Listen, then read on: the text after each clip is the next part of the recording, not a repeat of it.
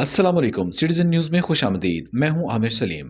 Citizen news के reporter Mubashar Bhatt की रिपोर्ट के मुताबिक inspector general of police Punjab Rao Sardar Ali Khan ने गुजरात का अहम दौरा किया। डीपीओ कम्प्लेक्स पहुंचने पर आईजी पंजाब का RPO Gujranwala Imran Ahmed, district police officer Gujrat Umar Salamat, SP investigation Imran Razzaq और दीगर पुलिस अफसरान और शहदा पुलिस के बच्चों ने इस्तकबाल किया। इस मौका पर जवानों के चाको चबंद दस्ते ने inspector general of police Punjab को सलामी दी। इस मौका पर इंस्पेक्टर जनरल ऑफ पुलिस शहदा के बच्चों को तोहफे दिए।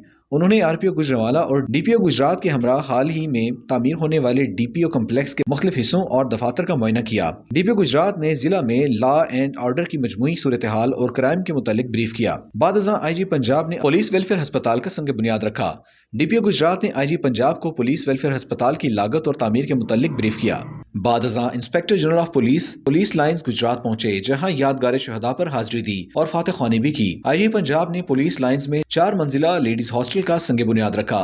इसके अलावा inspector general of police Punjab ने हाल ही में नए कायम किए गए थाना मंगोवाल का भी इफ्तिताह किया।